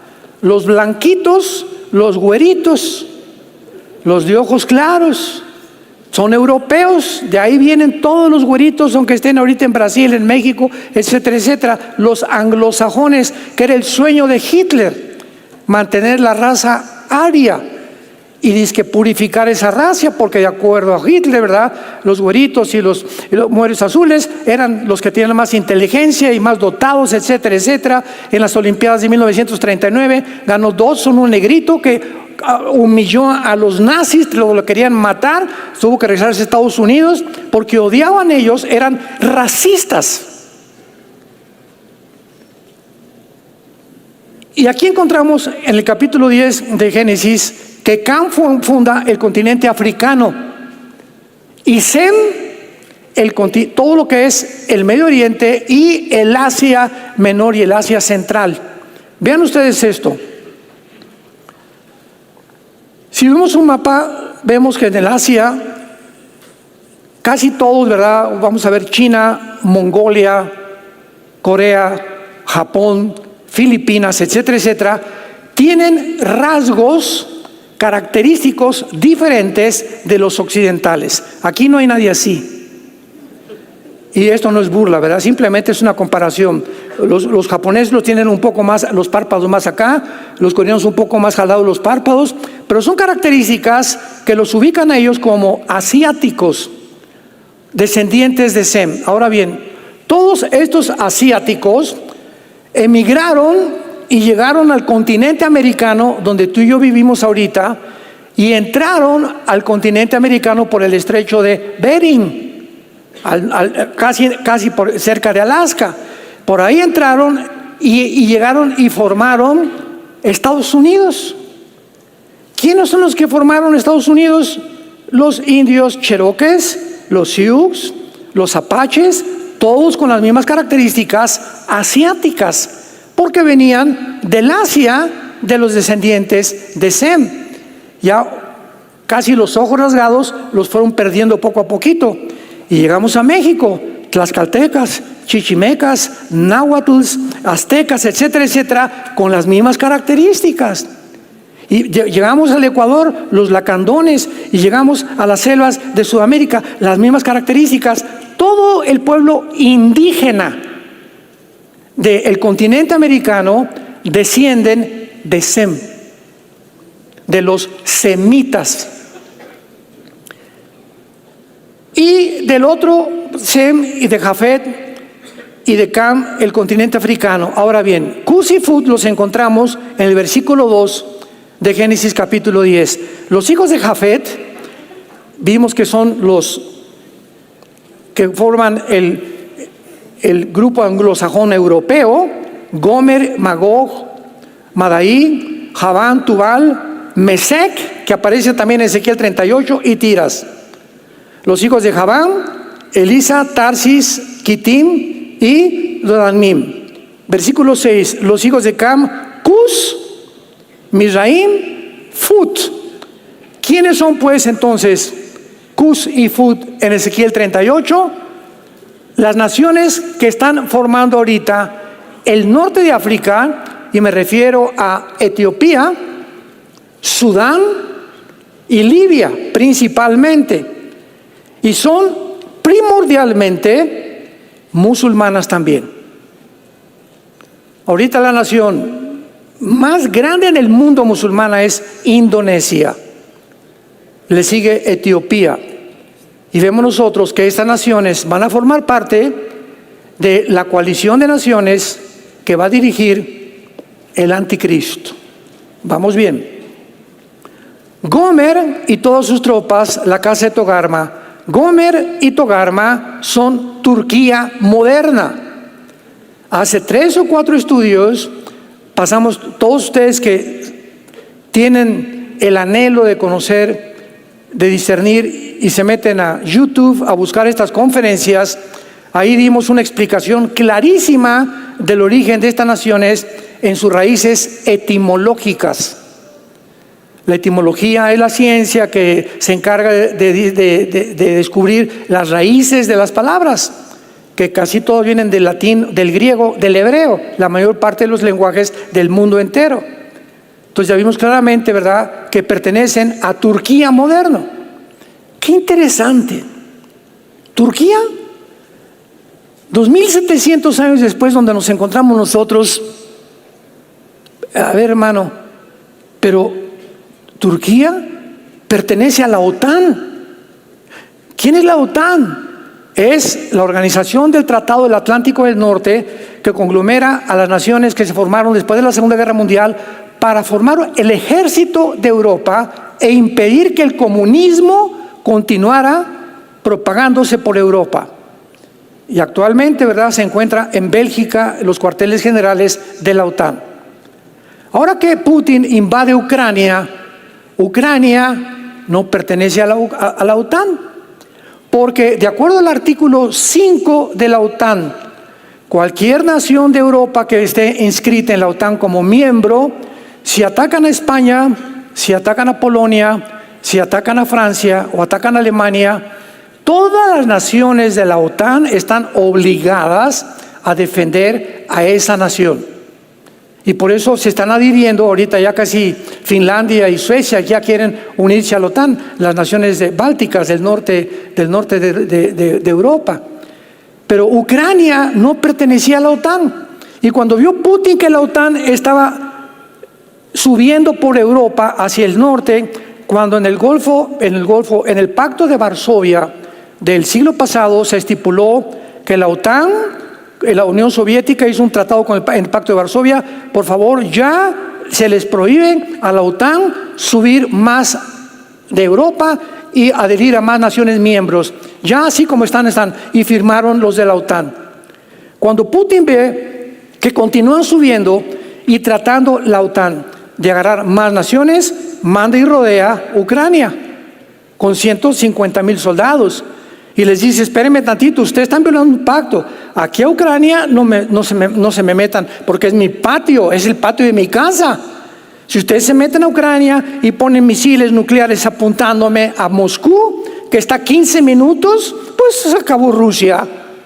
Y esa es la razón por la cual Putin actuó de una forma lógica, de una forma, aunque le llaman el diablo, lo que tú quieras. Él no hizo más que defenderse. Ya todas las barbaridades que ha hecho ya son adicionales, pero él lo hizo para protegerse, porque no podía. Pero Biden, el presidente de Estados Unidos, quería Ucrania porque también Biden quiere conquistar el mundo. Los Estados Unidos no han cejado de su sueño de conquistar el mundo entero, pero se enfrentan ahora con otro coloso, Rusia y Estados Unidos. Entonces, estamos viendo tú y yo en el siglo XXI, donde por primera vez las naciones occidentales, Europa y Estados Unidos, que supuestamente están unidos, supuestamente porque Estados Unidos ya es un tigre de papel, y por el otro lado están los africanos que estaban esperando en Europa, y está en Europa que estaban esperando en Rusia y Estados Unidos también, que se unen los dos colosos, el Oriente y el Occidente. Y ahora se enfrascan, el Oriente ya no es una pelea entre España contra Brasil o Estados Unidos contra Japón. Ahora son dos hemisferios los que se enfrentan en el tablero del ajedrez del mundo para tratar quién se come el pastel. Y antes de que puedan ellos enfrentarse, ¿qué tienen que hacer las naciones orientales? Número uno, conquistar el Medio Oriente, porque ahí está el petróleo. Número dos, China tiene que conquistar Taiwán, porque Taiwán tiene el 65% de la producción de los chips del mundo entero. Ahora que estuvo la pandemia, vimos el caos en las fábricas y en la producción de vehículos, que no había, ibas a comprar un carro, no había carros nuevos. Artículos de radio, cosas comenzaron a dejar de vender porque los chips los fabrican en Taiwán.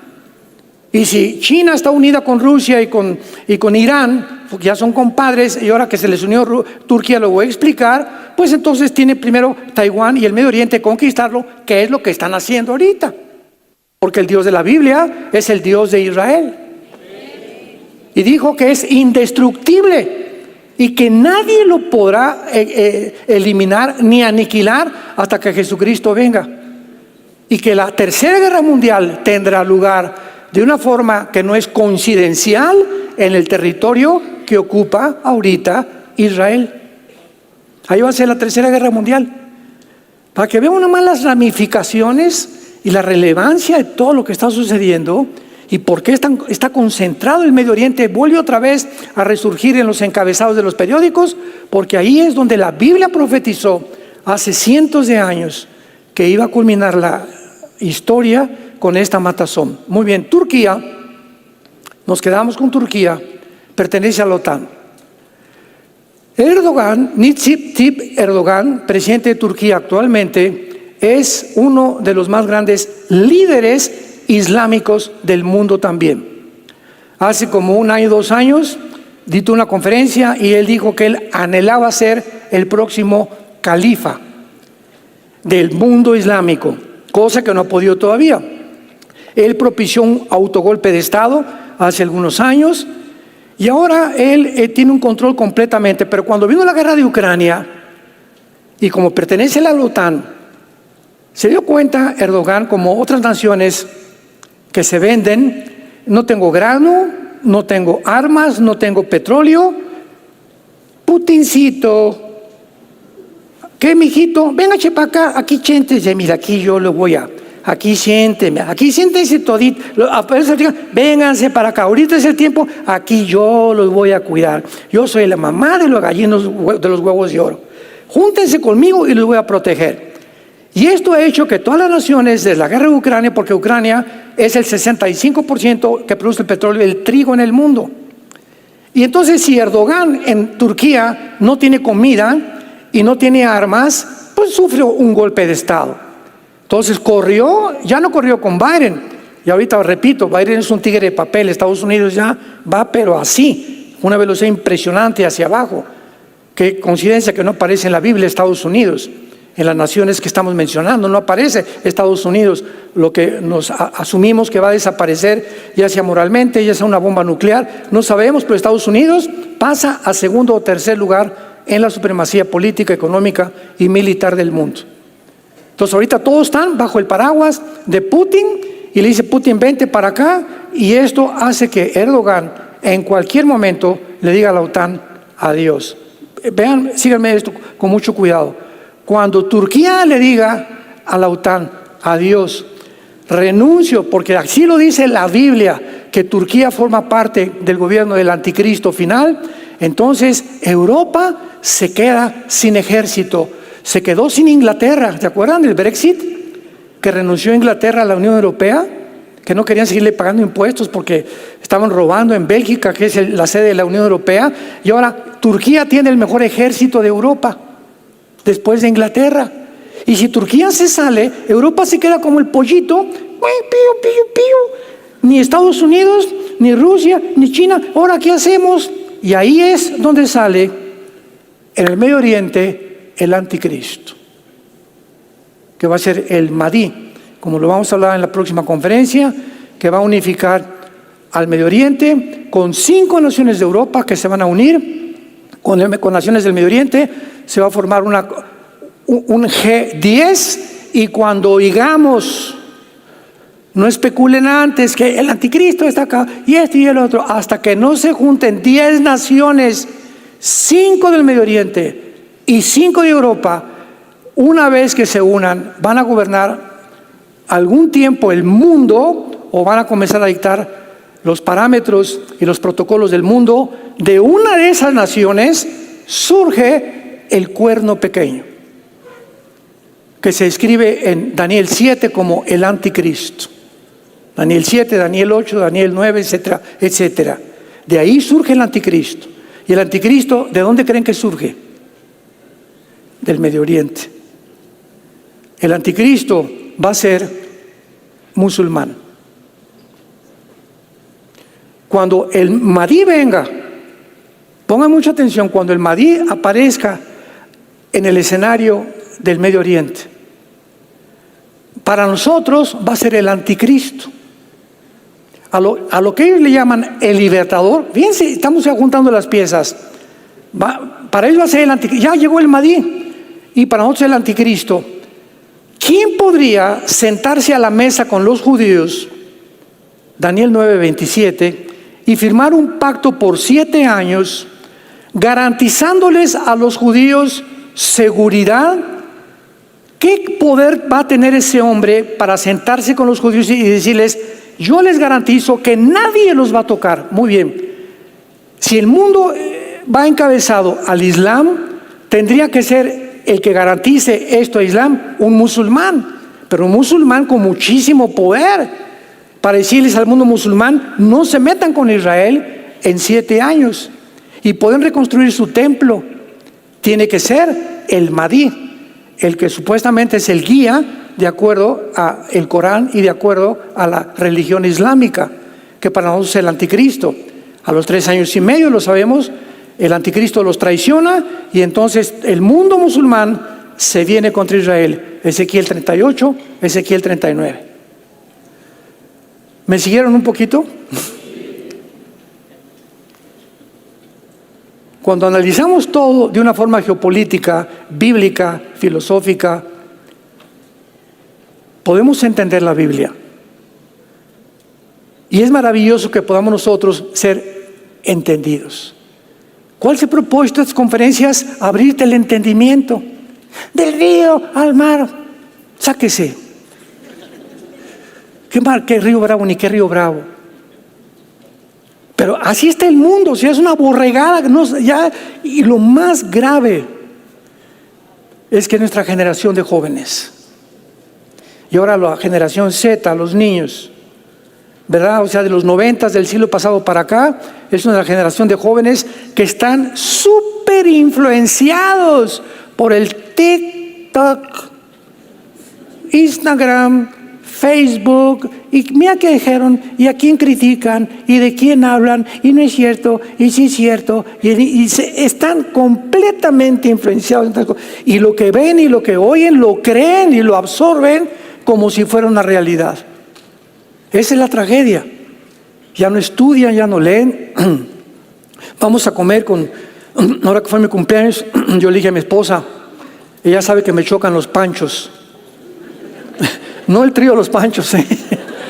O sea, hace algunos años mi esposa hasta mariachis me juntó ahí en un salón y no sé qué tantas cosas, y nunca me ha gustado a mí eso. Siempre para mí un cumpleaños, mi esposa, mis hijos, la familia o pastores y nada más. Y no tanto borlote, feliz cumpleaños, y aquí, y tú volteas a ver a todo el mundo y saludaron. Me choca. Bueno, así soy yo, ¿verdad? Respétenme. Y entonces, pues fuimos a comer, ¿verdad? Sencillo, 4, 5, 6 personas, así pasé mi cumpleaños, así como me gusta pasarlo. Y estamos platicando, y siempre que nos vamos a comer, prohibido que saquen el celular. En la casa, igual a la comida, en el desayuno, en la cena, a mis hijos o los que estén ahí, prohibido que nadie. Y si tú vas a una comida y pones tu celular en la comida, es la falta de respeto más grande que tienes. Porque con la persona que te está invitando le estás diciendo, sabes que estoy atento, y si me hablan por teléfono, te dejo de hablar. Estamos ya obsesionados con la tecnología que está completamente haciéndonos adictos. Ya no puedo estar sin que alguien me diga, ¿y cómo está la cosa? Y por aquí, y tengo que estar aquí en mi aparatito día y noche, porque si no, me viene una crisis nerviosa. Pruébate un fin de semana no usar el celular, a ver cómo reaccionas. Así que te valga, ya sabes. Y no lo uses ni lo hables, a ver cómo te vas a sentir. Y ahí te vas a dar cuenta qué tan adicto eres a la tecnología. Pero es triste que lleguemos a ese punto. Entonces, finalmente, aquí en nuestro pasaje, encontramos también que otra de las pruebas más grandes, que no solamente son las mismas naciones que van a formar parte del anticristo, como es posible que formen parte también de una invasión que se había enseñado que iba a ser o antes o al principio de la tribulación o a la mitad de la tribulación. La invasión de Gog y de Magog va a tener lugar a la mitad de la tribulación. Y una de las razones por las cuales yo también me equivoqué se encuentra en Ezequiel 39. Veamos lo que dice, versículo 9. Es una de las razones por las cuales llegamos a creer muchos eruditos en la Biblia, teólogos, estudiantes, que no podría ser más que antes de la tribulación. Dice así, Ezequiel 39, 9. Con esto terminamos. Y los moradores de las ciudades de Israel saldrán y encenderán, quemarán armas, escudos, paveses, arcos, saetas, dardos de mano, lanzas, y los quemarán en el fuego por 7 años. Entonces deducimos lo siguiente: 7 años dura la tribulación. No puede ser que Israel se pase quemando las armas de todos estos ejércitos durante 7 años, porque a la mitad de la tribulación el anticristo los va a comenzar a perseguir. Mateo 24:15, cuando vean la abominación desoladora que habló el profeta Daniel, escápense de Judea, huyan a los montes. Entonces dijimos, tiene que ser antes de la tribulación, porque son 7 años que no pueden meterse durante la tribulación.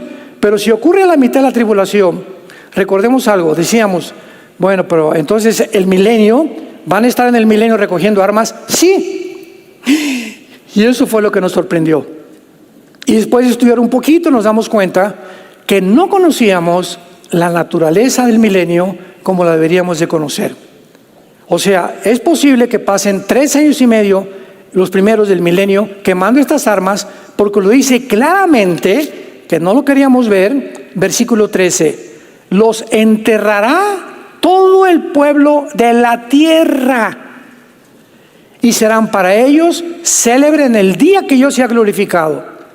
Tomarán jornal, hombres a jornal, que vayan por el país, van a contratar empleados para enterrar a los que queden sobre la faz de la tierra, a fin de limpiarla. Al cabo de 7 años, de 7 meses, harán el reconocimiento. Y pasarán los que irán por el país, y los que vean los huesos de algún hombre pondrán junto a ellos una señal, hasta que los entierren los sepultureros. ¿Saben por qué? Porque estarán conscientes en ese tiempo de la contaminación de las bombas nucleares. Entonces van a poner donde vean muertos, banderas, para que sepan, ¿verdad?, que tienen que venir los que vengan con aparatos y cubiertos con trajes especiales para que ellos entierren a los muertos. Y esto va a llevarse a cabo, el único tiempo que puede llevarse a cabo esto es en el milenio. Y finalmente el capítulo 39 de Ezequiel termina diciendo, fíjense ustedes que ya el botón o la cereza en el pastel, versículo 21, pondré mi gloria entre las naciones y las naciones verán mi juicio que habré hecho y mi mano que ellas puse. Y de aquí en adelante sabrá la casa de Israel, que yo soy Jehová su Dios. Entonces, ¿cómo puede ser antes de que se convierta Israel? Cuando después de esta guerra Israel se convierte, y lo dice el versículo 29, no esconderé más de ellos mi rostro, porque habré derramado mi espíritu sobre la casa de Israel. ¿Cuándo sucederá esto? Al final de la gran tribulación. Romanos 11, 25, 26, y todo Israel será salvo. Esto sucederá, Zacarías 12, Zacarías 14, al final de la tercera guerra mundial. Apocalipsis 1, 7, y verán al que traspasaron, y todos los pueblos de la tierra harán lamentación. Los judíos verán a Jesús, llorarán y podrán reconocer Baruch Hashem, Adonai Elohim. Jesús lo dijo en Lucas: hasta que ustedes me reconozcan, no voy a regresar, hasta que digan bendito el que viene en el nombre del Señor. Y nosotros estaremos con Jesús recibiendo a estos judíos y entrando, y tal vez formemos parte de los sepultureros. Porque el milenio van a ser 1000 años y ya, ¿verdad? Y las características del milenio es que todavía habrá pecado, pero habrá familias, va a haber reproducción, va a haber niños naciendo, va a haber gente que se rebele al final, y va a haber personas que resuciten también al final del milenio, que son los que van a pasar de la tercera guerra mundial vivos, sin cuerpo glorificado, al reino mesiánico, y van a tener que arrepentirse durante el reino de Cristo. Por eso dice la Biblia que Cristo reinará con vara de hierro en el milenio, porque habrá todavía la rebelión en el corazón humano. Te damos gracias, Padre, por tu palabra en esta mañana. Benditos los entendidos que puedan comprender el maravilloso plan de Dios. Yo soy el alfa y el omega, el principio y el fin, dice el Señor. Yo soy el que vivo, pero estuve muerto, pero ahora vivo por los siglos de los siglos. Y tengo las llaves de la muerte y tengo las llaves del infierno. Dichosos y felices los que oyen las palabras de esta profecía, porque el tiempo está cerca, y todos los que guardan las cosas escritas en ella. Gracias porque tú eres el que eras, el que eres y el que vas a venir, y los 7 espíritus que están delante de tu trono, y de Jesucristo, el testigo fiel, el primogénito de los muertos, al que nos lavó y nos amó con su sangre preciosa, purificando nuestros pecados y sentándonos a la diestra del Padre en las alturas.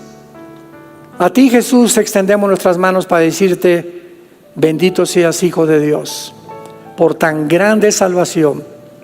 Y en esta mañana, a todos ustedes que nos ven a través de los medios de comunicación y los que están aquí presentes, ábrele tu corazón a Jesús hoy, que Él ha tocado tu vida y te dice: entiéndeme que separado de mí nunca vas a hacer ni lograr nada en la vida.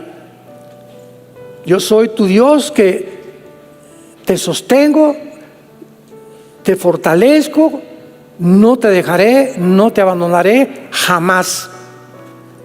Y tú podrás comprender a través de tu vida cristiana que soy real y que estoy viviendo dentro de ti para que vivas una vida diferente, una vida de santidad, una vida donde hables de mí a tus familias, a tus negocios, a tus amigos, una vida donde la gente se dé cuenta que algo sucedió en tu corazón, porque eres una persona, dice Jesús, que yo solo podría cambiarte.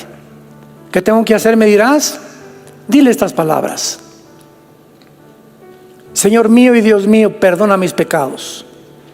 Gracias por tan grande sacrificio en esa cruz, al derramar tu sangre preciosa para perdonarme y resucitar a los 3 días para demostrarme que tú tienes realmente el poder de la vida y de la muerte, porque sacaste a la luz la muerte y el evangelio y la vida inmortal.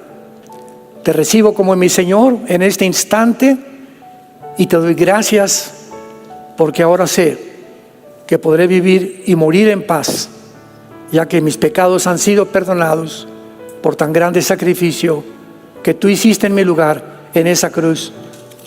En el nombre de Jesús. Amén.